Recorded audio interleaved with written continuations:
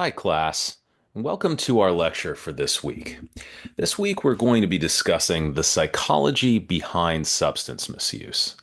And this kind of follows from our previous lectures where we've spoken about psychopathology and some of the ways in which that's treated. And we've also had the opportunity to talk about media and emotion and the ways in which, in particular, young people, but people in general, might use forms of media to self-soothe. Well, as we very well know, people don't just use media and psychotherapy to self-medicate or self-soothe or to seek some sort of healing. They use substances at times, right? This is something that was very well known in our culture, something that we've encountered in multiple ways. You may have encountered it even in your own history or in your family of origin or among friends or colleagues, fellow students.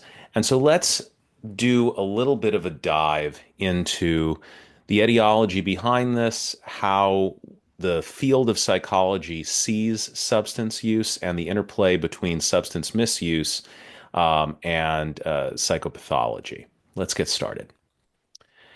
So, the Diagnostic and Statistical Manual of Mental Disorders, now in its fifth edition, talks about substance use and substance use disorders. And the DSM-5 no longer uses the terms substance abuse and substance dependence. However, those terms are still used widely within the field. But for the purposes of diagnosis, it refers to substance use disorders, which are defined as either mild, moderate, or severe to indicate the level of severity, which is determined by the number of diagnostic criteria met by an individual.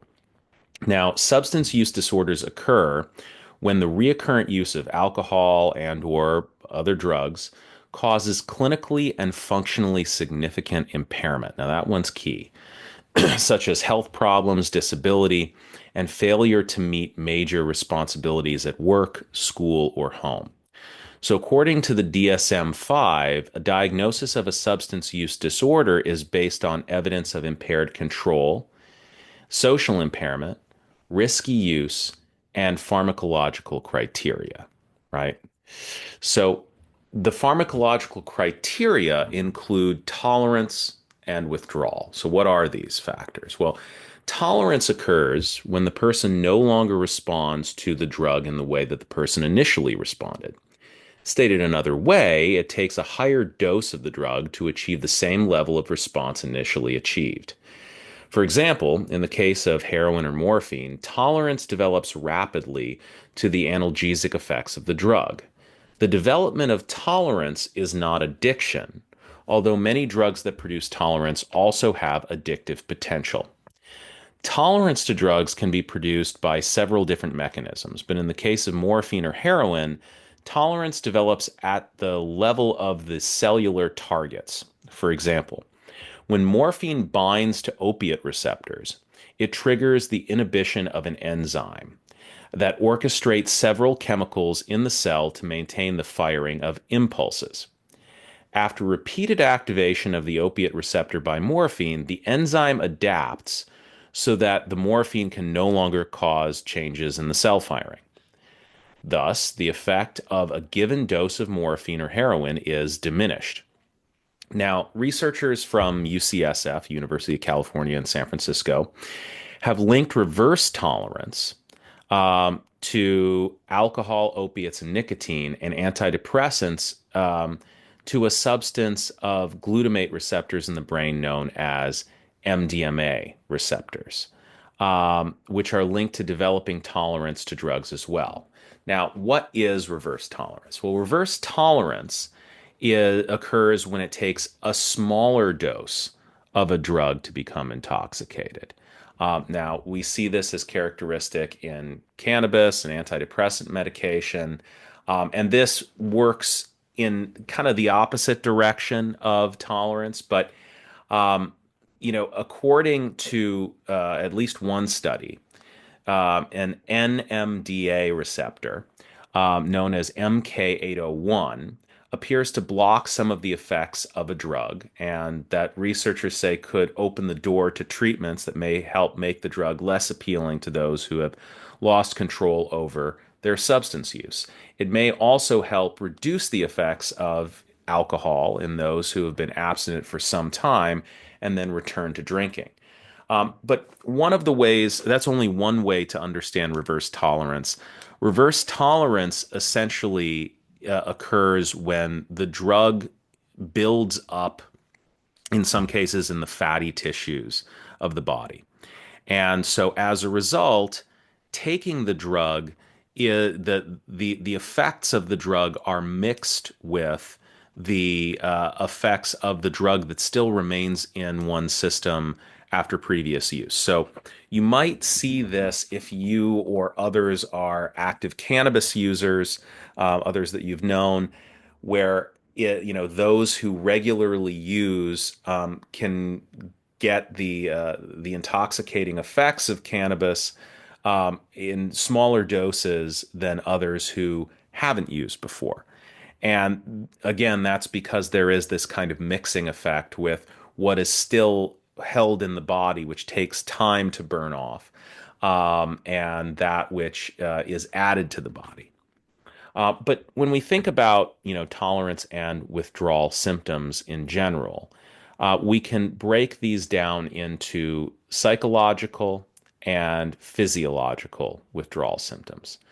So, what are withdrawal symptoms? Well, withdrawal occurs when people develop tolerance to a substance, grow accustomed to taking that substance, and then once they stop taking the substance, either as frequently or altogether, their bodies which have developed a certain degree of dependence on that substance and the regularity of taking it at a certain level, go into a physiological withdrawal state. So psychologically, that manifests as anxiety, panic attacks, restlessness, or irritability, as depression, which can manifest in social isolation, a lack of enjoyment, so anhedonia, fatigue or poor appetite, sleep issues, including insomnia, difficulty falling asleep or staying asleep, and also cognitive impairment, such as poor concentration or poor memory. Physiologically, we see withdrawal symptoms take the shape of headaches, dizziness, chest tightness, difficulty breathing, heart racing heartbeats, skipped beats, and palpitations. GI symptoms, including nausea, vomiting, diarrhea, and stomach aches. Muscle tension, twitches, tremors, shakes, muscle aches, and sweating and tingling.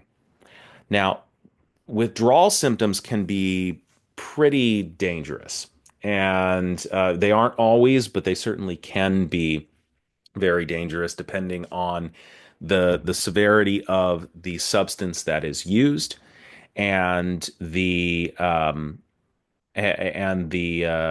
degree to which it's used. So, um, alcohol and tranquilizers produce the most dangerous physical withdrawal symptoms.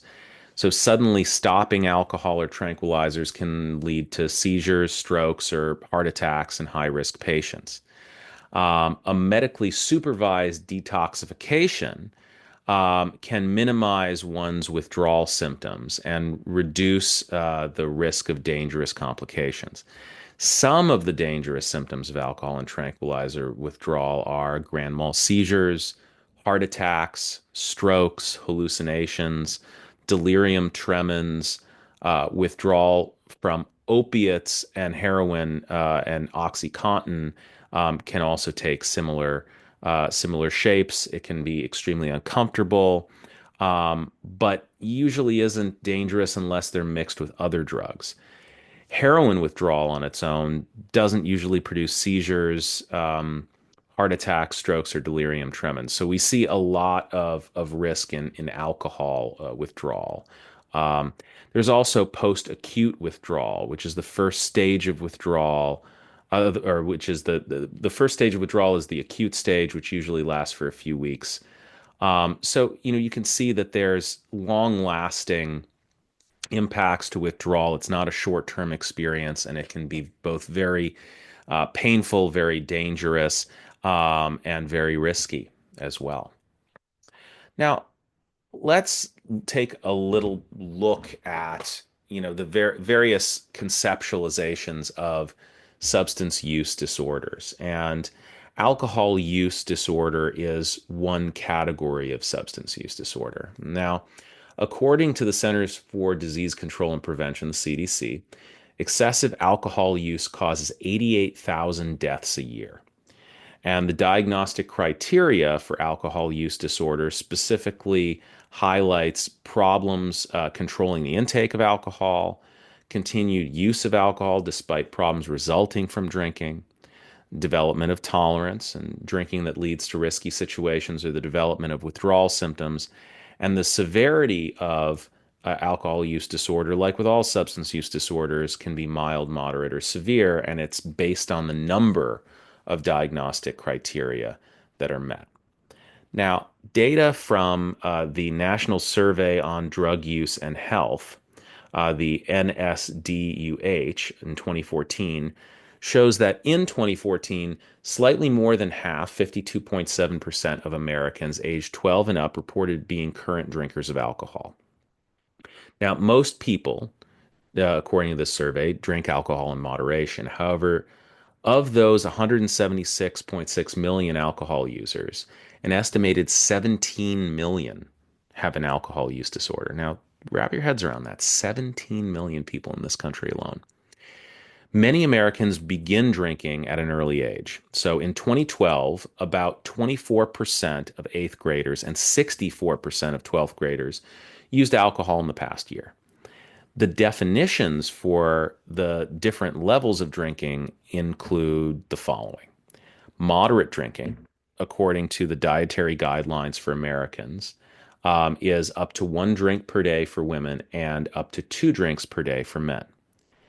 Binge drinking is defined as drinking 5 or more alcoholic drinks on the same occasion on at least one day in the past 30 days. And the National Institute on Alcohol Abuse and Alcoholism defines binge drinking as a pattern of drinking that produces blood alcohol concentrations greater than 0.08. Now, that probably sounds familiar because that's the legal limit to be driving with. So, this usually occurs after 4 drinks for women and 5 drinks for men over a 2-hour period, but it varies on based on fat content in the body. But keep in mind, these gendered distinctions come from governmental entities such as the National Institute of Health, the National Institute of Alcohol Abuse and Alcoholism, and it's just generally an average, right? This is going to vary from individual to individual, regardless of their sex. So, heavy drinking. SAMHSA defines heavy drinking as 5 or more drinks on the same occasion on each of 5 or more days in the past 30 days. And excessive drinking can put you at risk of developing an alcohol use disorder in addition to other health and safety problems. Now, genetics have also been shown to be a risk factor for the development of an alcohol use disorder. That may be why you see people who engage in, heavy drinking during finite periods of time, and it doesn't necessarily lead to problem drinking down the road, but anybody can be susceptible to it, regardless of their genetics. However, genetics do appear to play a significant factor, increasing the risk of developing an alcohol use or substance use disorder. But to be diagnosed with an alcohol use disorder, individuals must meet the diagnostic criteria that I mentioned earlier. And some of these criteria really do focus on problems controlling the intake of alcohol, regardless of any problems that occur in one's life as a result of alcohol. It also includes a fixation on drinking, right?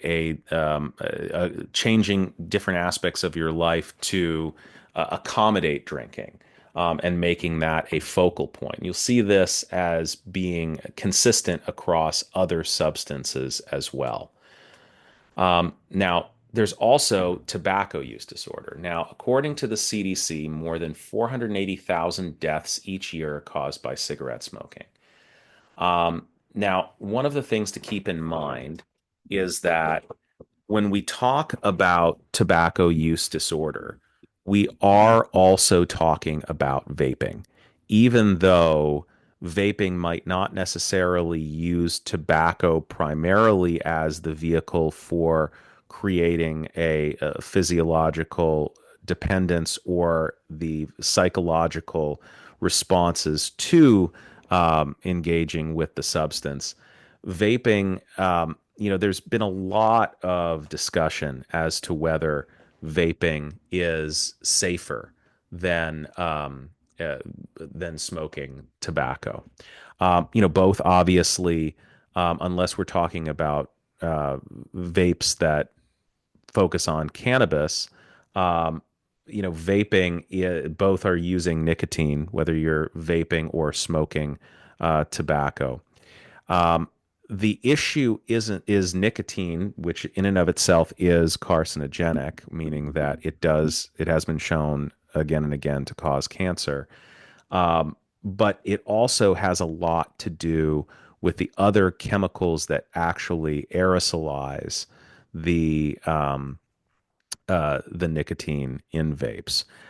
We're seeing an epidemic in this country of a condition called popcorn lung, which leads to atrophy of lung tissue, a condition called lipid pneumonia, which can be deadly, which is essentially that the lungs are not meant to inhale anything other than oxygen, right? And so the idea here is that if you are regularly inhaling something that is an aerosolized or a vaporized liquid, it's especially ones that are oil based, it's going to build up in your lungs, meaning that there's going to be a fluid buildup. The lungs don't have an efficient way of cleaning themselves out like maybe other organs do. Um, and so as a result, it builds up, it makes infection more likely, and it makes complications more likely as well. But tobacco use and nicotine use in general does damage to nearly every organ in the human body. And this can lead to lung cancer, respiratory disorders, raised blood pressure, heart disease, stroke, and other illnesses. Like the slide says here, evidence is stacking up against vape nicotine as well, showing a pretty similar pattern of carcinogens in most nicotine infused vapes and inhaled chemical vapors as cigarettes. There's a parallel there. There are other chemicals that are problematic, like inhaled glycerin that creates the kind of massive vape clouds that you might see.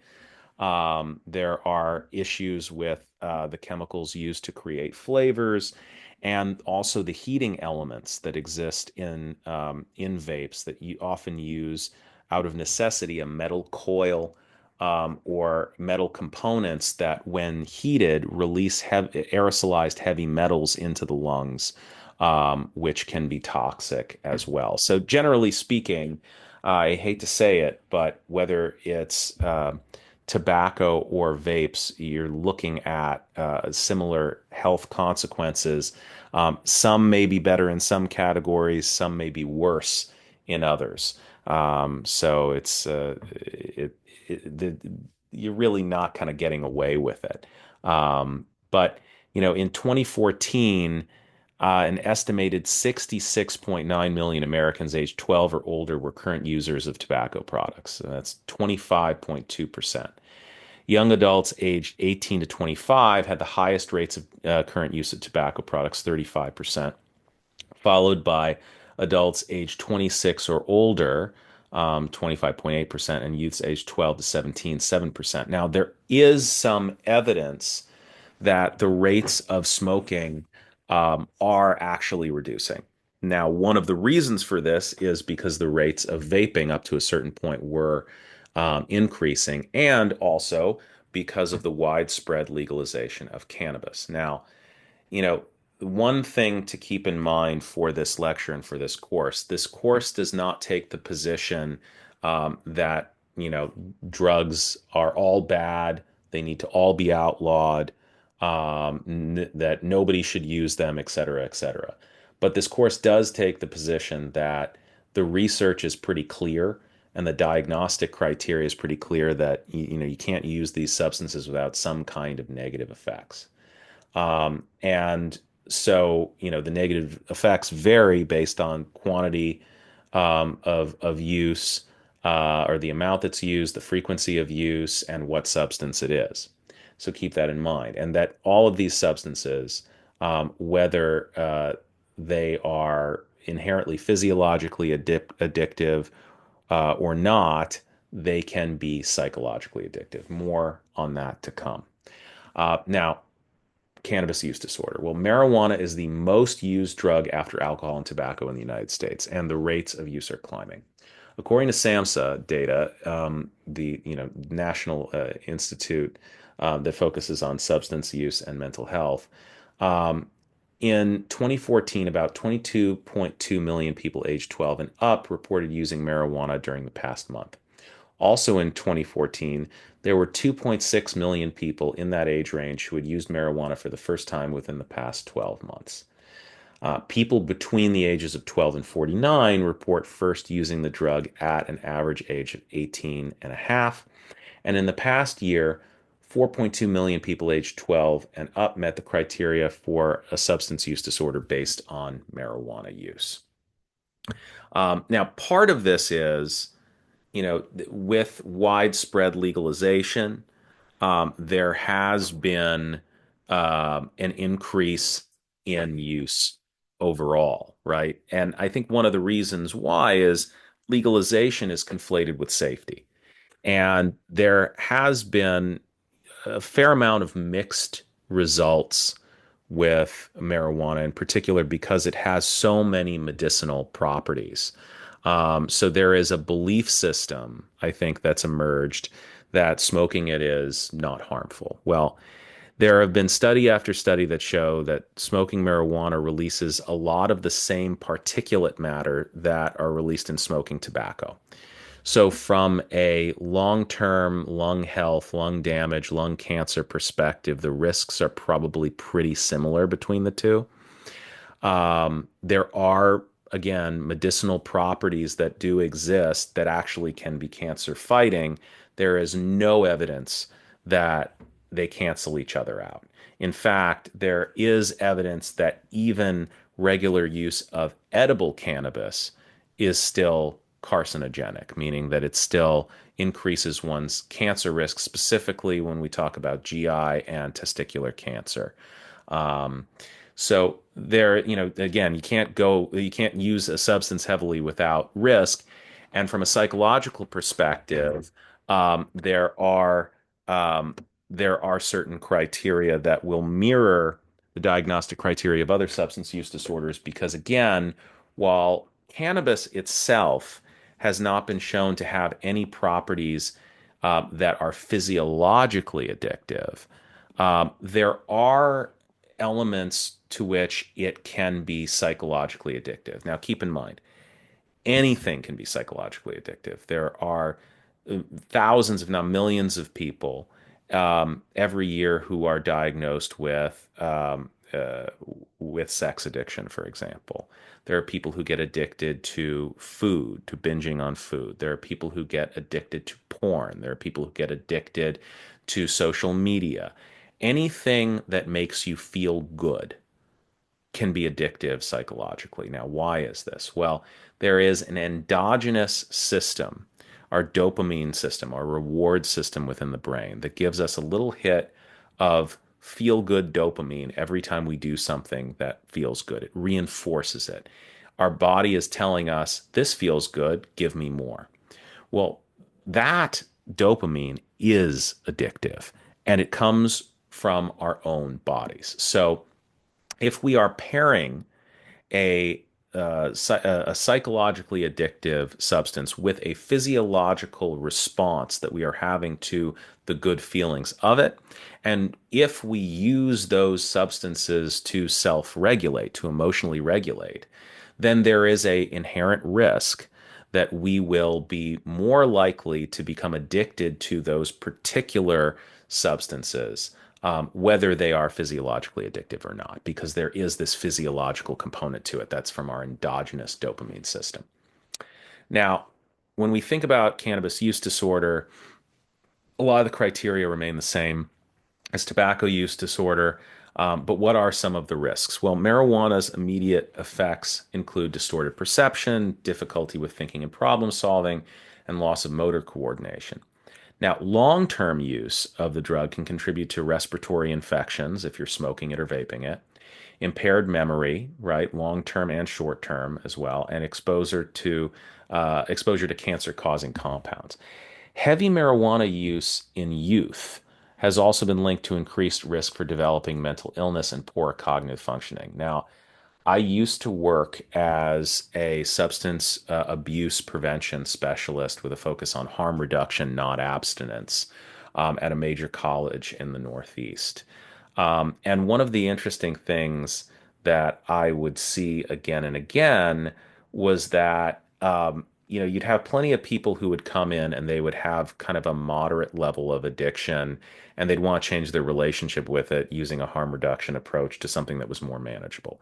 That was doable. But you'd also have people who would come in if they had a likely genetic predisposition for mental illness that engaging in heavy use of marijuana would lead to long-term psychological complications. And so, the jury is out on whether this was directly caused by marijuana use. But here's what I will say. When you think about people getting paranoid on marijuana, there are parallels between essentially, what can amount to a cannabis overdose, which is getting, extreme paranoia, or even a depersonalization, derealization kind of experience, and psychotic symptoms. And so, for those who may have a genetic predisposition for severe mental illness, this can be the initial stressor that opens that door that might not have been opened before. So this is something to keep in mind. If there's a history of mental health concerns in your family, whether we're talking about marijuana or we're talking about other substances, these mind and mood altering substances do present certain risks for long term severe mental illness that can result from it. So, not totally benign as they might seem. Now, some symptoms of cannabis use disorder include disruptions in functioning due to cannabis use, the development of tolerance, cravings for cannabis, and the development of withdrawal symptoms such as, again, inability to sleep, restlessness, nervousness, anger, or depression within a week of ceasing heavy use. Now, we also have stimulant use disorder, and stimulants increase alertness, attention, and energy, as well as elevating blood pressure, heart rate, and respiration. They include a wide range of drugs, both prescription and non-prescription. The prescription ones have historically been used to treat conditions such as obesity, ADHD, and occasionally even depression. Like other prescription medications, stimulants can be diverted for illegal use. And most commonly abused or misused stimulants are amphetamines, methamphetamine, and cocaine. Now, keep in mind, amphetamines also include a wide range of ADHD drugs like Adderall and Vyvanse, which are very heavily abused because they are so widely prescribed and so readily available. They're usually taken orally, although when illicitly used, they can be snorted or injected intravenously. In 2014, where a lot of this research comes from, an estimated 913,000 people aged 12 and older had a stimulant use disorder because of cocaine use, and an estimated 476,000 people had a stimulant use disorder as a result of other stimulants besides methamphetamines. In 2014, almost 569,000 people in the United States aged 12 and up reported using methamphetamine in the past month. That is a shocking number of people. Now, symptoms of stimulant use disorders include cravings for the stimulants, failure to use when, or to control use, I should say, when attempted, continued use despite interference with major obligations or social functioning, and use of larger amounts over time, developments of tolerance, spending a great deal of time to obtain and use stimulants, and withdrawal symptoms that occur after stopping or reducing use, including fatigue, vivid and unpleasant dreams, sleep problems, increased appetite, or irregular problems with controlling movement.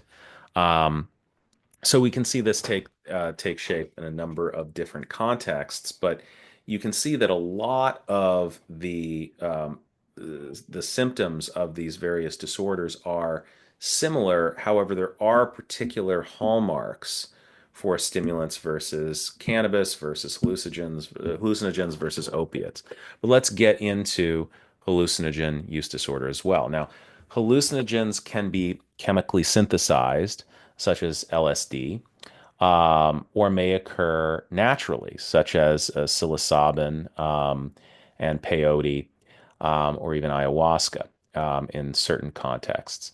These drugs can produce visual and auditory hallucinations, feelings of detachment from one's environment and oneself, and distortions in time and perception. In 2014, approximately 246,000 Americans had a hallucinogen use disorder. Symptoms of a hallucinogen use disorder include cravings for the hallucinogens, failure to control use when attempted, continued use despite interference with major obligations of social functioning. Getting the gist here that this is a very familiar pattern. Use of larger amounts over time, use in risky situations like driving, development of tolerance, and spending a great deal of time trying to obtain and use the hallucinogens. Now, before I move on, one thing to consider is, like with cannabis, there has been a emerging field around, or subfield around treatment of psychological disorders with the use of supervised hallucinogens in a therapeutic setting. Here's the thing. We don't want to paint with too broad of a brush here. We don't want to say that substances are universally bad just because they have bad side effects. Watch any drug company commercial, and you will see the laundry list of side effects that are potentially very negative for any drug. But one of the things that's really important is the supervised component of use, right? You don't want to be using substances outside of what is generally considered to be a safe and reasonable amount. And so, I think the problem here is that whether we're talking about cannabis, or we're talking about hallucinogens like psilocybin, or we're talking about, other substances, the jury is still out on what safe levels of use are. And can these substances be used safely within kind of preset levels of usage in every member of a population? I think the answer is no. So it's kind of a use at your own risk, assume your own risk concern. And when it comes to certain substances on these lists, not cannabis anymore in most states, or in a lot of states, but a number of them still have laws prohibiting it. There is a legal prohibition. And whenever there's a legal prohibition, it's a double-edged sword. It can reduce use in some respects, but it also it certainly does increase the illicit market for use, and then the quality of what is being sold is often poorer, and the risk of it being cut with other substances that are just as damaging or even more damaging, like fentanyl, for example, we see a lot with stimulants intermixed with cocaine and amphetamines, etc., as a filler, is adds to its extremely high risk, and oftentimes makes these substances more addictive, which is the point of why they're illicitly added to it. So, the jury is still out on how to make these substances more safe, but, the risk from a psychological and physiological component is of essentially addiction, of dependence. And we'll talk more about that. Um, Now, with hallucinogen use, obviously, like I was mentioning, there are these therapeutic applications. Um, and we've seen some great benefit with psilocybin use and MDMA use, for example, in structured treatment settings for the treatment of trauma and depression. However, usually these are used as at least, advised within treatment settings as part of experimental studies and also as a treatment of last resort when other forms of treatment have been, or other forms of treatment have been ineffective. So, treatment resistant depression might be one example. Um, what about opioid use? Now, opioids reduce the perception of pain, but can also produce drowsiness, mental confusion, euphoria, nausea, constipation, and depending upon the amount of the drug taken, can also depress respiration, meaning they can cause you to suffocate. Illegal opioid use, such as heroin, and legally available painkillers, such as oxycodone, Percocets, and hydrocodone, can cause serious health effects in those who misuse them. Some people experience a euphoric response to opioid medications, and it's common that people misuse opioids to try to intensify their experience by snorting them or injecting them. These methods increase their risk for serious medical complications, including overdose. And other users have switched from prescription opiates to heroin as a result of issues with availability and a lower price. And because of variable purity and other chemicals and drugs mixed with heroin on the black market, this also increases the risk of overdose. Now, overdoses with opioid pharmaceuticals led to almost 17,000 deaths in 2011. And since 1999, opiate overdose deaths have increased 265% among men and 400% among women, according to recent studies. In 2014, an estimated 1.9 million people had an opioid use disorder related to prescription pain relievers, and an estimated 586,000 had an opioid use disorder related to heroin use, and the numbers have increased since then.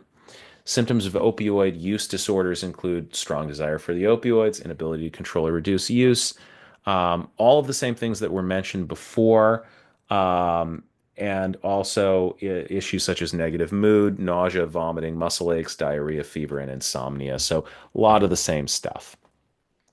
Um, Now, also already covered the information on this slide, so we can skip it. And same with this one.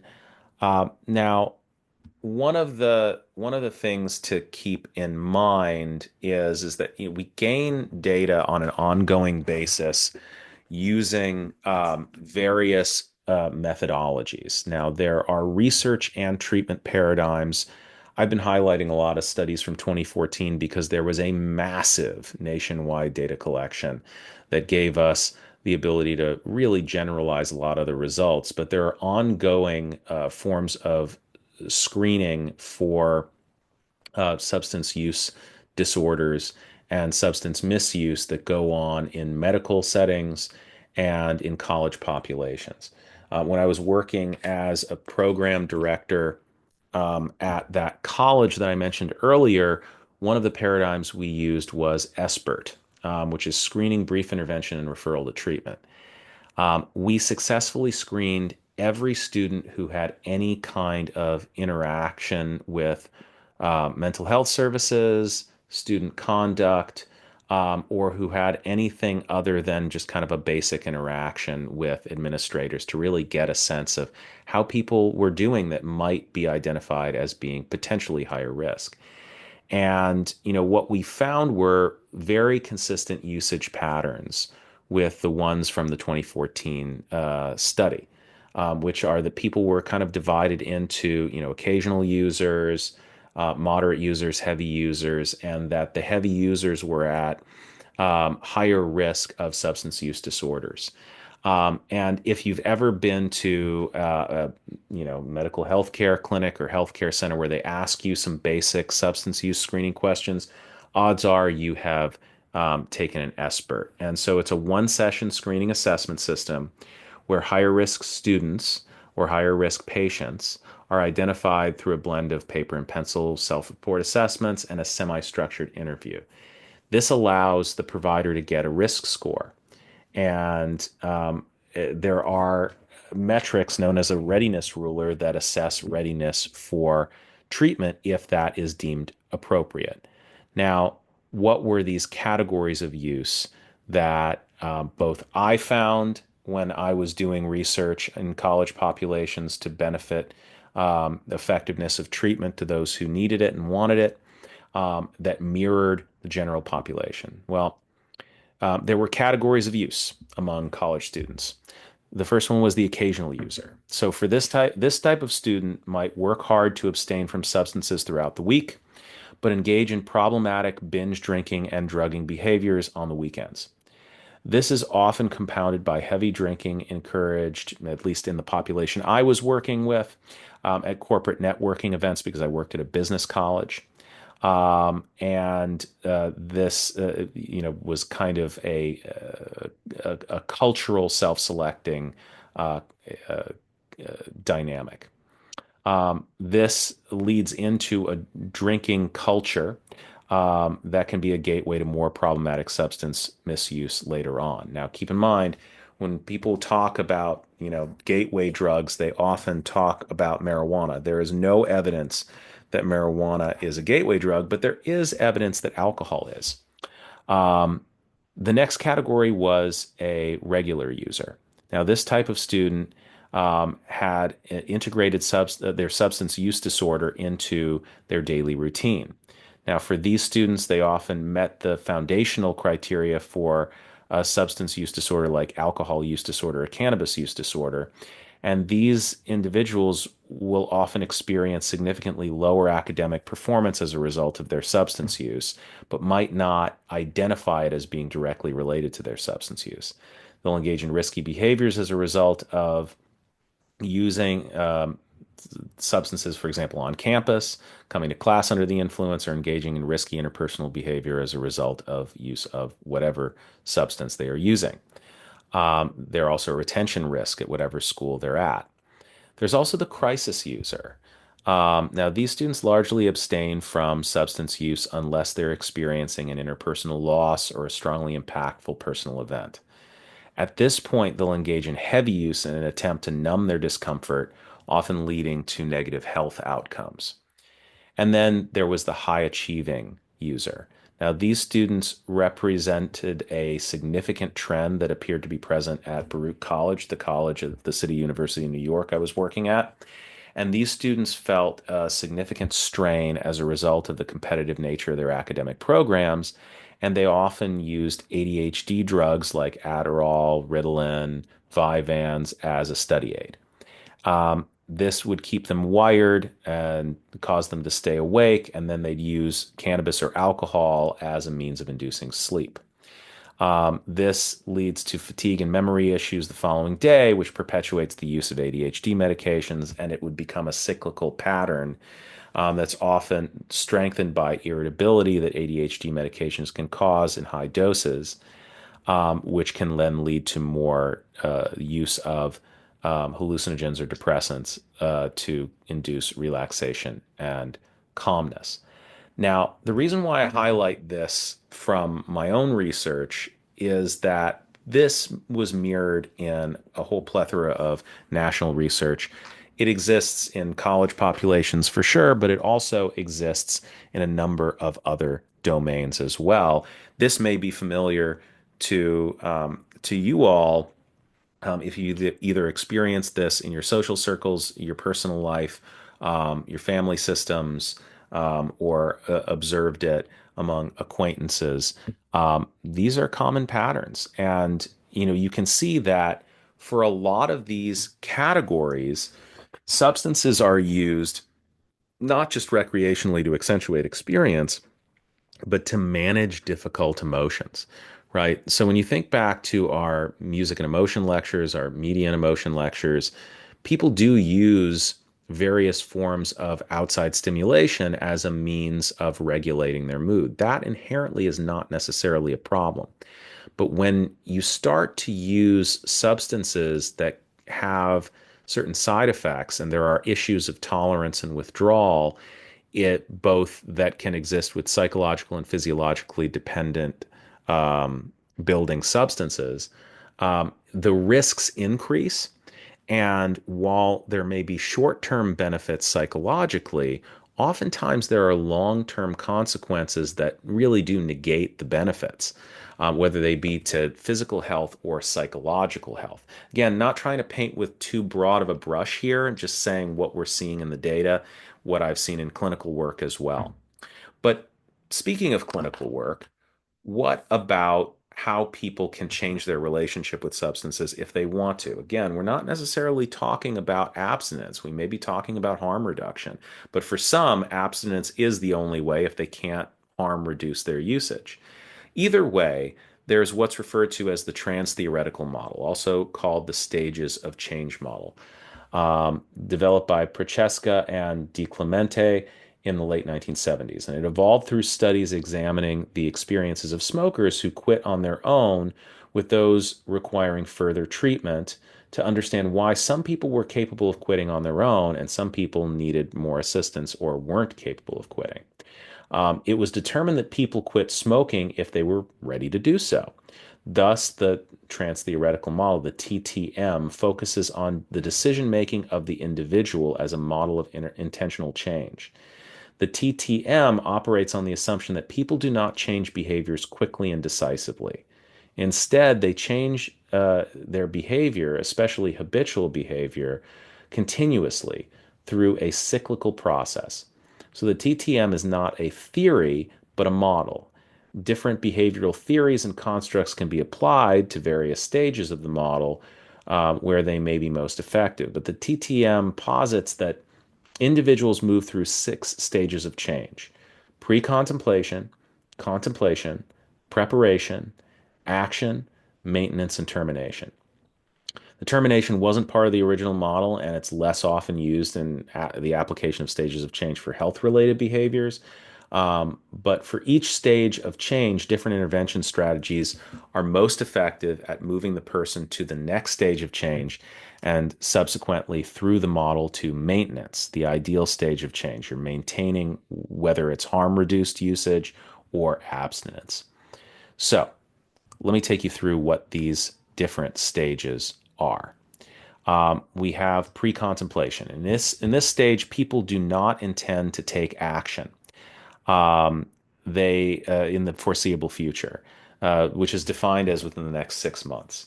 People are often unaware that their behavior is problematic or produces negative consequences. And people in this stage often underestimate the pros of changing behavior and place too much emphasis on the cons of changing behavior. Contemplation is the next stage. In this stage, people are intending to start the healthy behavior in the foreseeable future, again, defined as the next 6 months. People recognize their behavior may be problematic, and more thoughtful and practical consideration of the pros and cons of changing behavior takes place, with equal emphasis placed on both. Even with this recognition, people may still feel ambivalent towards changing their behavior, which leads into the preparation or determination phase. In this stage, people are ready to take action within the next 30 days. People start to take small steps towards the behavior change, and they believe that changing their behavior can lead to a healthier life. The next stage is action. In this stage, people have recently changed their behavior, defined as, again, within the last 6 months, and intend to keep moving forward with that behavior change. And people may exhibit this by modifying their problem behavior or acquiring new healthy behaviors. Then there's the maintenance phase. In this stage, people have sustained their behavior change for a while, last 6 months, and intend to maintain the behavior change moving forward. People in this stage work to prevent relapse to earlier stages. And the optional termination phase is when people have no desire to return to their unhealthy behaviors and are sure they will not relapse. Since this is rarely reached and people tend to stay in the maintenance stage, this stage is not often considered in health promotion programs because it really depends on the individual. Um, Now, how do we move people through the stages of change? How do we help people to move forward? Well, the first empirically supported treatment is motivational interviewing. And this is a technique in which the therapist becomes a helper in the change process and expresses acceptance of a client, right? It's a way to interact with a substance using client, not merely as an adjunct to other therapeutic approaches and style, but also to help resolve the ambivalence that prevents clients from realizing their personal goals, right? The idea is not to push people, but to help people explore within whatever stage they're in and allow them to get to where they might want to go on their own, not to force them down a path. Now, motivational interviewing builds on Rogerian therapies, right, which we spoke about a few weeks back. Carl Rogers' approaches, which emphasizes optimistic and humanistic theories about people's capabilities for exercising free choice and change through a process of self actualization. So it's very much a humanistic and existential approach, which really believes that each individual has it within them to achieve whatever goals they set out to achieve in their healing. Um, Now, motivational interviewing and the counseling style that derives from it is based on the following assumptions: that ambivalence about substance use and change is normal and constitutes an important motivational obstacle in recovery. That ambivalence can be resolved by working with a client's intrinsic motivations and values. That alliance between the therapist and the client is a collaborative partnership that can bring about an important experience and can help to utilize the therapist's expertise in constructive ways for the client, and that an empathic, supportive, and yet directive counseling style provides conditions under which that change can occur, right? So you don't want to have a direct argument or an aggressive confrontation. Anybody who has gone through their own substance misuse treatment or their substance misuse journey might know that when people have kind of aggressive interventions, usually that has the opposite effect. It can increase defensiveness and reduce the likelihood of behavioral change. Another empirically supported treatment for substance misuse is time limited dynamic psychotherapy. So, this is really a derivative of the Freudian model. It's an integrative and attachment based, empirically supported brief therapy that really focuses on experiential learning. The idea is to have a new experience with your therapist that's healing based. And time limited dynamic psychotherapy originated as an interpersonal, time sensitive approach for clients with chronic, pervasive, and dysfunctional ways of relating to themselves and others. It's very focused and it requires a real strong attunement on the part of the therapist, staying aware of countertransference or the reactions that the therapist is having emotionally to the client, and recognizing that you can get pulled into those dynamics and reenactments from the client's history. It creates a setting for more corrective interpersonal experiences that can be very healing in nature. The goal is not necessarily symptom reduction, but rather to change ingrained relational patterns that can lead, in this context, to substance misuse. Um, so we also have CBT, good old faithful cognitive behavioral therapy. Again, the focus is on targeting automatic thoughts relating to substance use, emanating from core beliefs that may be dysfunctional or maladaptive about the self. Um, it involves motivational interventions similar to motivational interviewing, contingency management, The idea is that you want to have a robust, you want to counteract the robust reinforcing effects of the drug. Contingency management approaches are grounded in operant learning, so think operant conditioning from earlier lectures, and involve the administration of a non-drug reinforcer. This is most often implemented in an inpatient treatment setting. And then there's also a component of relapse prevention, focus on the identification and prevention of high risk situations, right? Staying away from favorite bars or friends who also use, or in which the dynamics in which the patient may be more likely to engage in substance misuse. So that concludes our lecture for this week. Really, this is just a broad overview of, the different forms of treatment, the different ways in which substance misuse can manifest, and also how it very much and deeply relates not just to genetics, not just to happenstance, but what people are going through psychologically. Um, the idea here is not to shame or blame people for it. The idea here is to understand that people are inherently motivated to achieve homeostasis. Think back to our earlier lectures on this, that they're going to use different methods, substances, forms of media to help regulate. But not every single method is going to be healthy, and not every single method is going to be effective. It may be short term effective in reducing a feeling or gaining some sort of emotional control, long term detrimental. And the idea here is that what psychotherapy, what psychology can do is it can create a path towards more adaptive healing that leads to less distress and less consequences for reducing that distress. All right, all. Take good care and be sure to turn your attention to the discussion questions for this week. Have a good one.